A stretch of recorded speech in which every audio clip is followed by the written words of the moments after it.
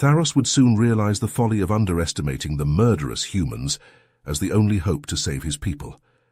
Daniel Jackson clenched his jaw, reviewing the mission specs on his datapad one last time before the Iconian ship luminous beacons slipped into null space. The Iconian diplomat Tharos had made his views on humans quite clear. "Your species' reputation for violence precedes you," Tharos said, his psionic aura pulsing with disdain. "I question the wisdom of entrusting our safety to mere mercenaries." Daniel met Tharos's gaze, unflinching.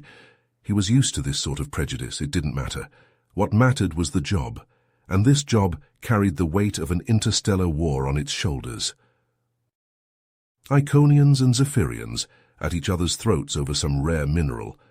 Daniel scoffed, typical, but now, with intel suggesting Zephyrian sabotage, the stakes had skyrocketed. If this diplomatic mission failed, the technologically superior but outnumbered Iconians would be slaughtered. Daniel's hand instinctively went to the pulse rifle at his side, as he silently swore that wouldn't happen. Not on his watch. His team of battle-hardened human mercs would make damn sure of it, even if they had to paint the stars red with Zephyrian blood. After all, playing the heroes was the last thing anyone expected from the murderous humans. But then again, defying expectations was what humans did best. The luminous beacon shuddered as it dropped out of null space, the stars of the Zephyrian system snapping into focus on the view screen.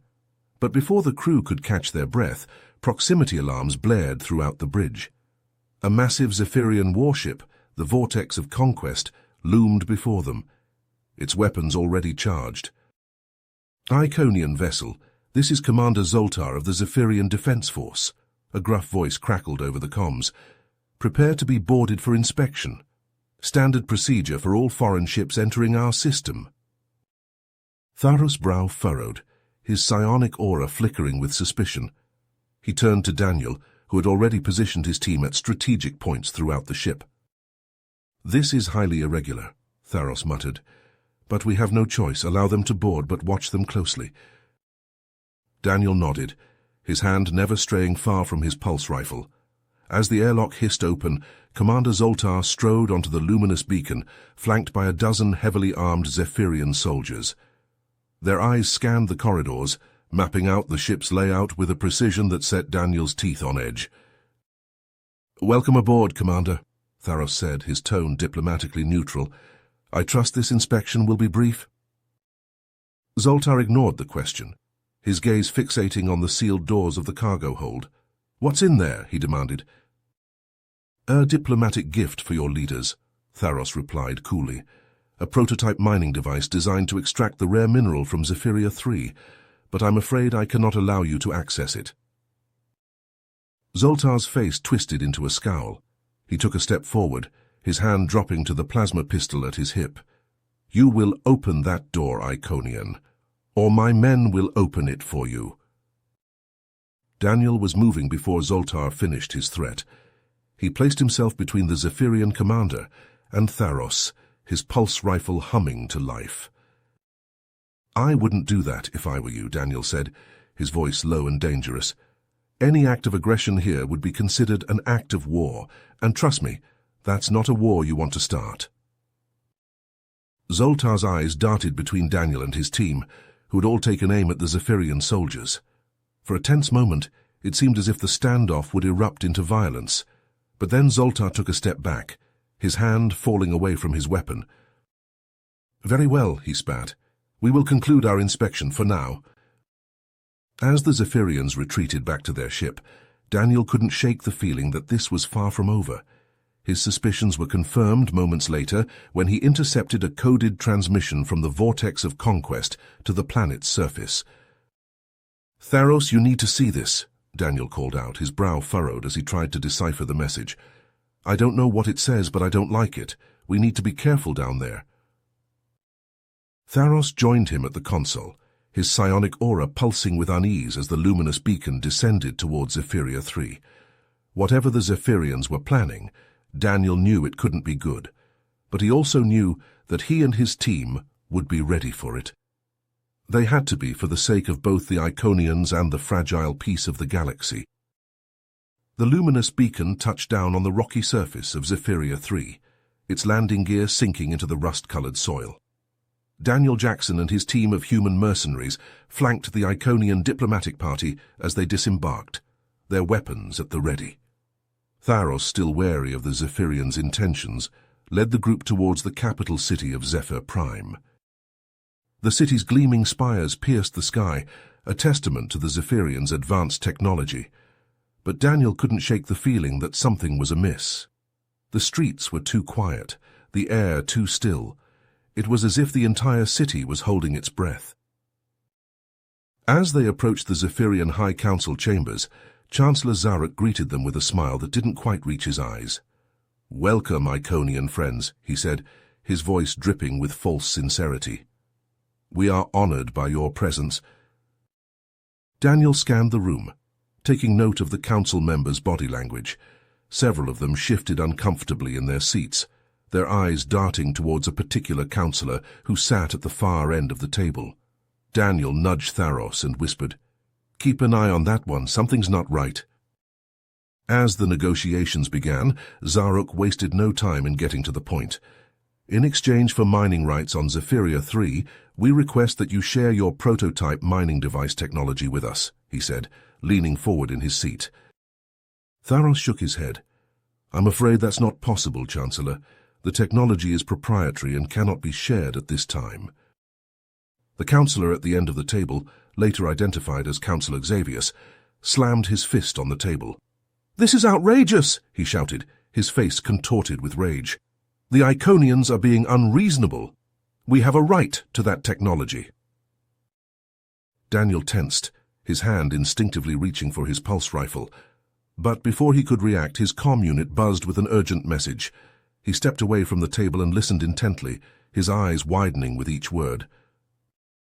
"Tharos," he said, his voice low and urgent, "we need to leave now. My team has discovered evidence of a Zephyrian plot to steal the mining device tonight."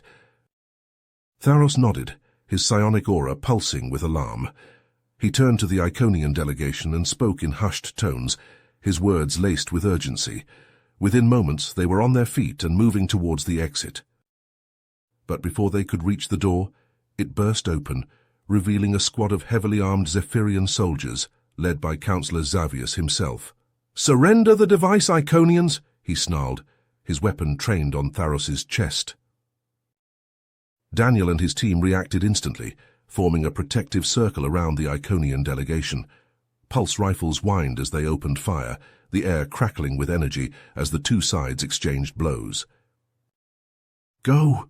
Daniel shouted over the din of battle. "Get back to the ship!" Tharos and the Iconians didn't need to be told twice. They raced through the chaos, dodging blaster bolts and leaping over fallen bodies. Daniel and his team held the line, their weapons spitting death as they bought the delegation precious seconds to escape. Finally, after what felt like an eternity, they reached the luminous beacon. Tharos barked orders to the crew, his voice strained with fear and anger. The ship lifted off, its engines roaring as it clawed its way into the sky.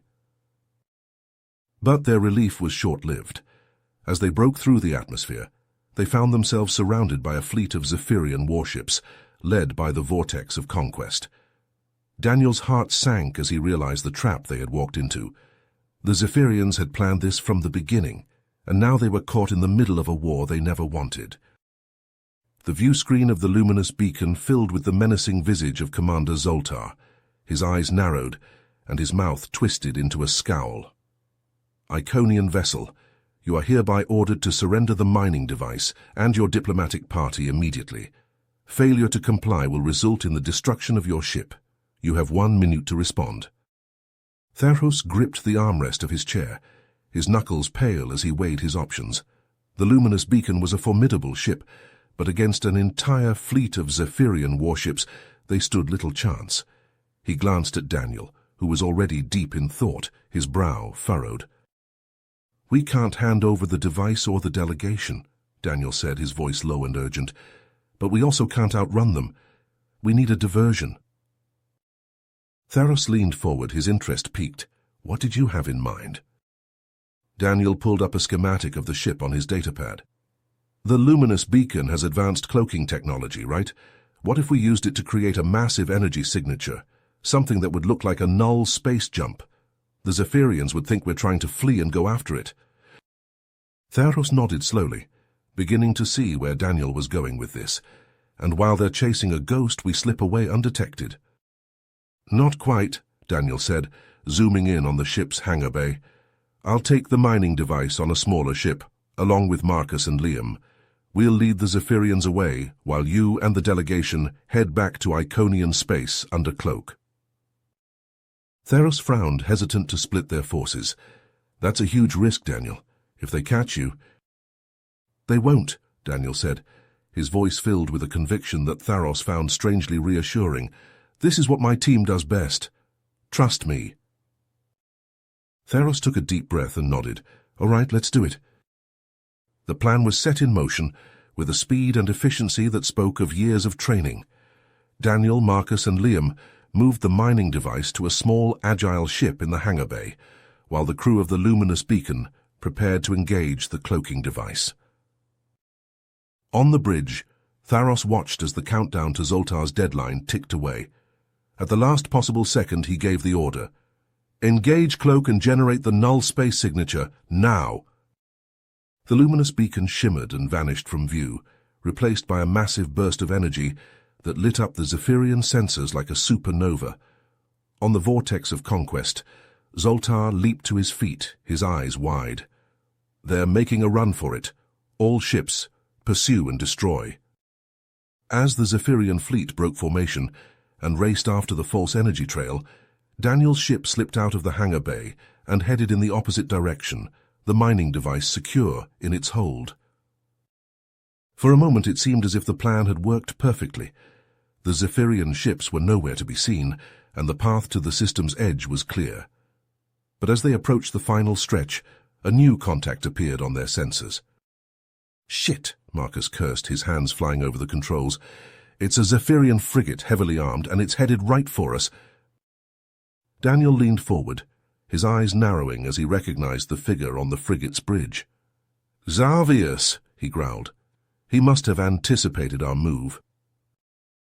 The frigate hailed them, and Councillor Xavius's face filled their view screen, a triumphant smirk on his lips. Did you really think you could deceive us so easily? Hand over the mining device now, or I will destroy your ship and execute the Iconian delegation. Oh yes, they're my prisoners now. Surrender and I may let them live. Daniel clenched his jaw, his mind racing as he tried to find a way out of this impossible situation. They were so close to escape, but with the delegation's lives at stake, he knew he couldn't take any chances. He glanced at Marcus and Liam, seeing the same grim determination in their eyes that he felt in his own heart. They had come too far to fail now. One way or another, they would complete their mission and protect the Iconians, even if it meant sacrificing their own lives. Daniel turned back to the view screen, his voice steady as he stared down the barrel of Xavius's threats. All right, Xavius, you win this round. But mark my words, this isn't over. Not by a long shot. Daniel's mind raced as he stared at Xavius's smug face on the view screen. Surrendering the mining device would hand the Zephyrians a massive advantage and put the Iconians at their mercy. But he couldn't let Xavius execute the delegation either. There had to be another way. An idea sparked in his brain, risky as hell, but it was their only shot. He turned to Marcus and Liam. I have a plan. Marcus and I will board that frigate using stealth suits and get the delegates off. Liam, I need you to stay with the ship and keep the device safe. Marcus frowned. Board the frigate? That's insane. You got a better idea, Daniel shot back. We're dead either way if we don't do something. Xavius's voice boomed over the comm. I'm losing my patience, humans. Hand over the device now or watch your friends die. The frigate's cannons lit up, lancing their ship with searing energy. The deck shuddered under the impact. Alarms wailed as the engines sputtered and shields buckled. Shit, we're hit, Liam shouted from the pilot's seat. Engines are fried, shields at 20%. Daniel cursed. No time to waste. He grabbed Marcus by the arm. Stealth suits now. They raced to the armory, debris crunching under their boots as the ship groaned around them. The sleek black suits hung in their lockers, promising invisibility and a slim chance at survival. As they sealed the last clasps, Daniel met Marcus's gaze. "In and out fast as we can, let's get our friends back." Marcus nodded grimly. They charged towards the airlock, magnetic boots thudding on metal. With a hiss of air, the lock cycled open. The blackness of space yawned before them, split by streaks of cannon fire. Daniel pointed at the debris drifting from their ruined engines. "There, we'll use that for cover. Ready?" Marcus gave a tight smile. Always hated flying. They plunged into the void, jetting between chunks of twisted metal. The frigate loomed ahead like a massive blade, bristling with guns. Stray shots sizzled past, nearly clipping Daniel's helmet. At last they reached the frigate's scarred hull. Daniel pulled a cutting torch from his belt and carved a molten hole, wincing at the brief flare before the vacuum snuffed it out. They climbed through into a dim maintenance shaft. "Bridge is that way," Marcus whispered, consulting his wrist display. "Brig is 2 levels down." Distant booms echoed through the shaft as the frigate pounded their helpless ship. Daniel gritted his teeth. "Hold on, Liam." They crept through the bowels of the frigate, pausing at intersections to avoid clanking patrols. Down a cramped access ladder, through a narrow duct thick with the reek of ozone. The brig door appeared ahead, heavily reinforced. Daniel reached for his torch, but Marcus shook his head and pulled a spool of daycord from his pack.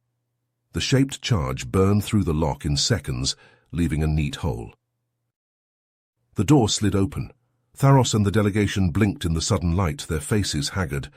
Relief flooded their eyes as they saw their rescuers.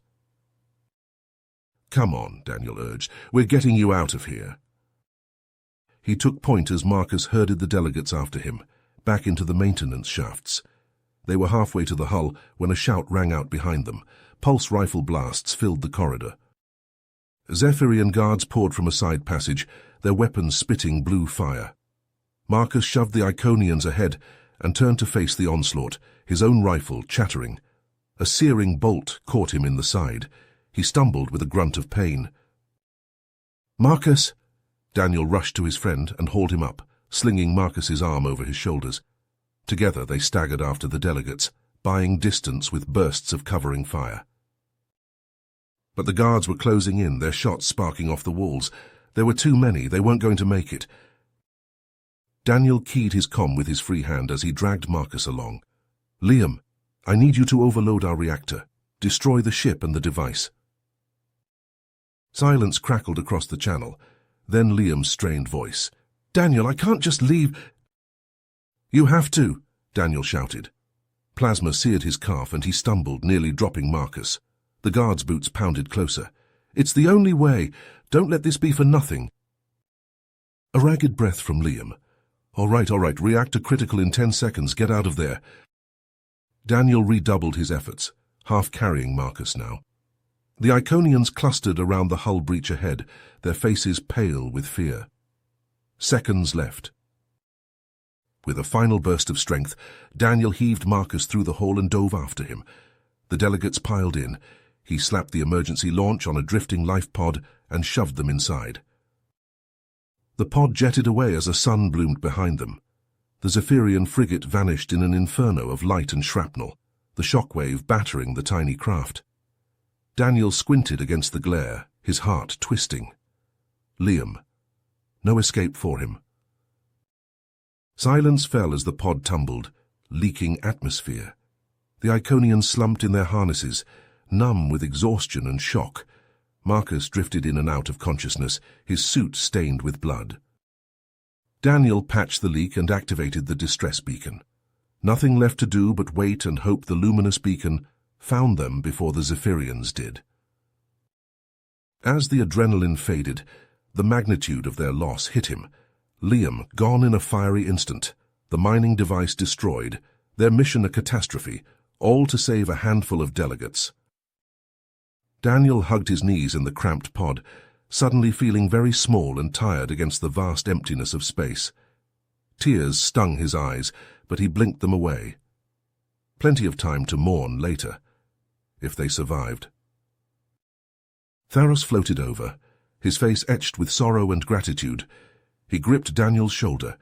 "Your people gave everything for us. We won't forget that." Daniel nodded, not trusting himself to speak.